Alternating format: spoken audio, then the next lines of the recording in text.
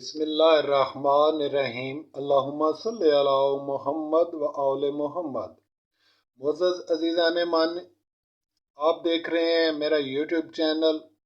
और आज की इस अहम वीडियो में मैं आपके साथ वही कुलिया शेयर करने जा रहा हूं जो इससे पहले भी आपके साथ शेयर हो चुका है। और ये चाल जो अजीज़ दोस्तों इससे पहले आपकी खिदमत में पेश की थी, ये इल्मुल नजूम से तल्लक रखती है। और इल्म नजूम के एतबार से जब हमने इसको चेक किया, देखा तो ये बिल्कुल दुरुस्त है। फिल याद रखें, इल्म नजूम एक ऑथेंटिक और सही इल्म है। और ये इल्म नजूम ही है जिसकी वजह से आज इंसान दूसरी कहकशाओं पर देख रहा है। जेम्स वेब जैसी टेलीस्कोप्स और हुबल जैसी टेलीस्कोप्स जो कि अंतरिक्ष में हम भेज चुके हैं, और जो वहाँ पे कई कई लाइट ईयर दूर दूसरी कहकशाओं का और दूसरे स्टार्स का मुशाहिदा कर रही हैं। अजीज दोस्तों, ये सिर्फ पॉसिबल हो सका और इस वजह से कि जो कदीम ज़माने में एस्ट्रोलॉजिस्ट गुजरे हैं, इल्म नजूम के माहिरीन गुजरे हैं, उन्होंने जो असूल और कायदे उस वक़्त पहचान कर बनाए थे, हालांकि उस वक़्त उनके पास इंस्ट्रूमेंट नहीं थे, ना ही उनके पास टेलीस्कोप्स थी, ना ही उनके पास दूरबीन्स थी, लेकिन इसके बावजूद वो इतने माहिरीन थे कि वो बहुत ज़्यादा चीज़ों को जानते थे। और उन्हीं असूलों और कवायद के हिसाब से आज एस्ट्रोलॉजी आगे बढ़ चुकी है, और इस हद तक बढ़ चुकी है कि अब हम मरीख पर जाने की तैयारी कर रहे हैं। चांद पे पहले ही इंसान कदम रख चुका है, और इससे आगे एस्ट्रा कई कई लाइट ईयर दूर जो स्टार्स मौजूद हैं उन पर जाने की तैयारी कर रहा है और सोच रहा है कि कैसे जाएं। इस मकसद के लिए एक साइंसदान जो बहुत ही मशहूर है आजकल, इलॉन मस्क, उसने बहुत सारा काम भी किया है और कुछ ऐसे हैवी किस्म के उसने जो तरतीब दिए हैं, रॉकेट तरतीब दिए हैं जो कि मरीख पर जाने के लिए तैयार खड़े हैं। तो अजीज दोस्तों, इंसान बहुत ही ज़्यादा आगे बढ़ चुका है इल्म नजूम में, और हम लोग जो हैं अभी भी यही समझ रहे हैं कि ये बस मंगतों की या फिर इधर उधर छोटे लोगों का ये काम है। हालांकि ऐसी बात नहीं है, इसके असूल हैं, कायदे हैं। अगर आप उन कायदों और असूल पर यकीन के साथ, इत्मीनान के साथ और समझ कर आगे बढ़ेंगे तो रिज़ल्ट इंशाल्लाह ताला आपको आपकी हस्बे मंशा ही मिलेगा। तो ये कुलिया अजीज दोस्तों एक ऐसा शानदार कुलिया है कि आप अपनी मर्जी से जितने चाहें पैसे कमा सकते हैं। इस कुलिये को आप जैसे चाहें इस्तेमाल कर सकते हैं, रात को करें, दिन को करें, किसी भी तारीख को करें। हर किस्म की गेम्स के लिए ये बेहतरीन और ऑथेंटिक तरीका है। थोड़ी सी इन्वेस्टमेंट करने से बहुत ज़्यादा पैसा हासिल कर सकते हैं। जो लोग ऑनलाइन अर्निंग और इधर उधर से अर्निंग करने के चक्कर में घूम रहे हैं, उनसे हमारी गुजारिश है कि थोड़ी सी इस पर भी तवज्जो फरमाएं। और ये भी एक अर्निंग मेथड है और ज़बरदस्त अर्निंग मेथड है। तो अजीज़ दोस्तों, ये कुलिया आपकी खिदमत में मैंने पहले पेश किया था। आइए वीडियो को लेकर आगे बढ़ते हैं और आज ही मज़ीद इस बारे में कुछ चीज़ें आपके साथ शेयर करता हूँ, तथ्य भी आपको बताता हूँ और नकश्तर भी आपको बताता हूँ, और इसी तरह सारनी क्या होती है और इसके अदाद किस तरह से लिए जाने हैं वो भी आपसे अभी शेयर करता हूँ, ताकि आप इस हिसाब को फिर इस तरह से बना सकें। तो मेरे अजीजों, वीडियो में आगे बढ़ने से पहले नए आने वाले तमाम दोस्तों से गुजारिश करूंगा कि अगर अभी तक आपने चैनल को सब्सक्राइब नहीं किया तो अजीज दोस्तों, ये दो चैनल हैं, जफर टीवी और माई सीक्रेट डायरी उर्दू।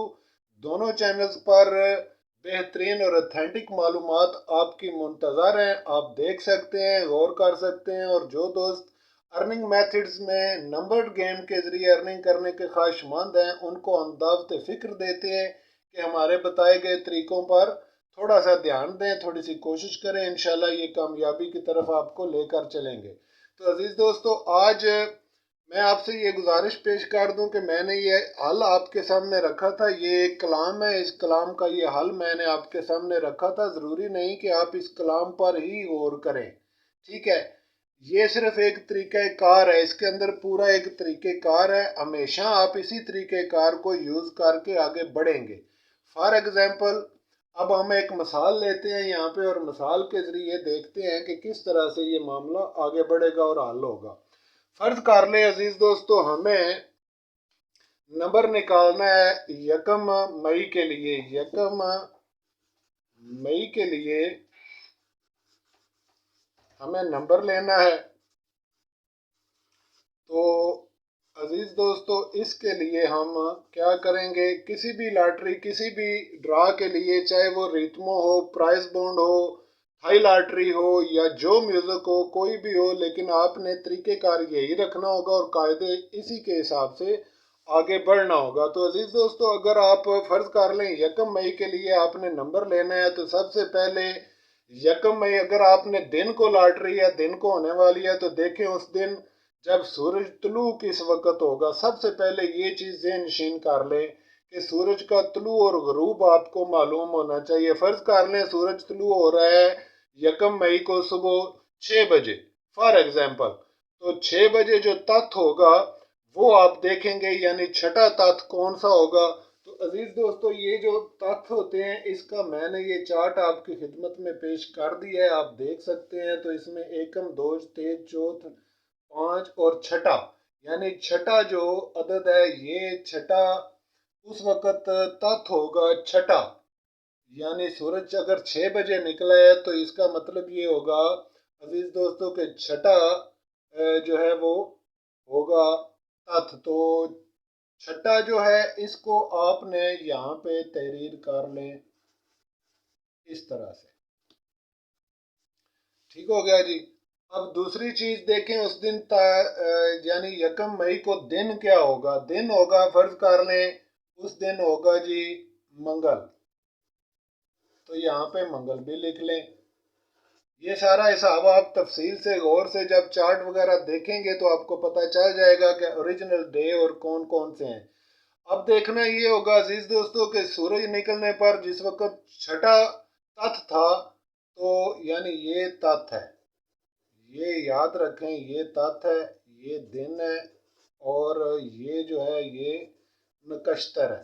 नकश्तर अजीज दोस्तों हिंदी ज़बान का आधा लफ्ज़ है, और ये सात को कहते हैं, अरबी में इसको सात कहते हैं, हिंदी में इसको नक्षत्र भी कहते हैं, नकश्तर भी कहते हैं। तो ये पंजाबी में इसको घड़ियां कहते हैं, 4 घड़ियां, 5 घड़ियां, 6 घड़ियां, इस तरह से करके बुलाया जाता है। तो उस वक्त जो कि नकश्तर है, 1 मई को सूरज निकलने पर देखें सात कौन सी है। तो 1 मई को सूरज निकलने पर मंगल के दिन सात है मरीख की।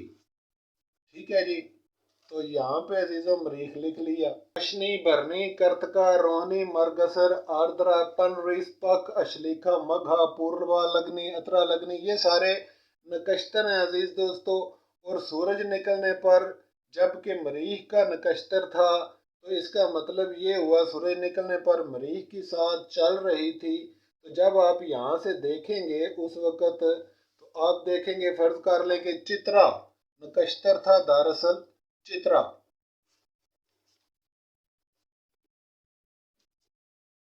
अब इसके अदाद भी निकाल लें, मंगल के अदाद भी निकाल लें और छठा के अदाद भी निकाल लें। और फिर इसको आपने सारणी के साथ जमा करने हैं। अदाद कहाँ से लेने हैं अजीज दोस्तों, वो भी मैं आपको बताता हूँ। ये है इसको गौतम सारणी कहते हैं। यानी सारणी से आपने अदाद लेने हैं, और किस तरह से लेने हैं। पहले आपके पास 6 है, 6 का अदद है, तो यहाँ से देखें सारणी में ये अबजद से नहीं लेने आपने, हमेशा सारणी से अदाद उठाने हैं, इस जदूल से जो अभी आपके सामने आप देख सकते हैं। तो यहाँ से आपने 6 के अदाद लेने हैं अजीज दोस्तों, वो बनते हैं 5। और फिर आपने हे के अदाद लेने हैं, डबल ए जो है, और वो बनते हैं मेरे दोस्तों, जैसा कि आप यहाँ से देख सकते हैं कि हे के अदाद बन रहे हैं 2। तो यहाँ पे हम 2 भी रख लेंगे, और फिर हम करेंगे टे। टे जो है अजीज दोस्तों, ये अरबी में होती कोई नहीं है, आप जानते हैं। इसकी जगह पे, टे की जगह पे अगर कोई इस्तेमाल करना चाहे तो अरबी में अगर अबजद लें तो ते इस्तेमाल होती है, लेकिन गौतम सारणी में इसके अदाद 5 होते हैं टे के। और फिर इसके बाद ये है हमारे पास अजीज़ों, और है के लिए अगर आप गौतम सारणी को देखें तो यहाँ पे है कितने अदाद हैं इसके अंदर, 3, 3 अदाद हैं। तो यहाँ पे 3 भी जमा कर लिया। अब इसी तरह से मंगल के भी अदाद गौतम से ही लेने हैं आपने। तो सब मंगल में पहला जो हमारे पास अजीज़ों मीम है, इसके हमने 1 लिए गौतम सारणी से, इसका अदाद 1 निकला। फिर इसके बाद नून है हमारे पास, और नून के लिए अगर आप देखें तो यहाँ पे 5 के अदाद हैं नून के, यहाँ पे वो भी जमा कर लिए। और फिर इसके बाद गाफ है हमारे पास अजीज दोस्तों, और ग्याफ ये जो होता है इसके दो अदद है गौतम सारणी में। और इसके बाद लाम है हमारे पास अजीज दोस्तों, और लाम के लिए जो गौतम सारणी में अदाद हैं वो हैं 4। फिर इसके बाद आ जाए नकश्तर चित्रा है अजीजों, तो चित्रा के अदाद पहले चे के अदाद लेंगे वो 5 है, और फिर ते के अदाद लेंगे, ये जो ते है वो भी 5 है। और फिर इसके बाद रा के अदाद लेंगे, इसके आगे रा का स्पेलिंग आ रहा है, तो रा के अदाद 2 हैं मेरे दोस्तों, यहाँ से 2 ले लिया। और आगे एक है अलिफ है यानी अलिफ, और अलिफ के लिए एक का अदद यहाँ पे मखसूस है। तो यहाँ पे अजीज दोस्तों अलिफ का आपने एक का अदद रख लिया। अब आप इन अदाद को आपस में कुल को जमा कर लें, यानी 5 6 7 8 9 10, 10 और 5 15, तो तत् हुए 15। और मंगल के बन गए 4 2 6, 6 और 6 12, ये बन गए 12 अजीजों। और इसके साथ अब इनको भी जमा करें, 5 5 10, 2 12 और एक 13, तो नकश्तर के बन गए यानी चित्रा के बन गए 13। ये हो गए कुल 13 अदाद।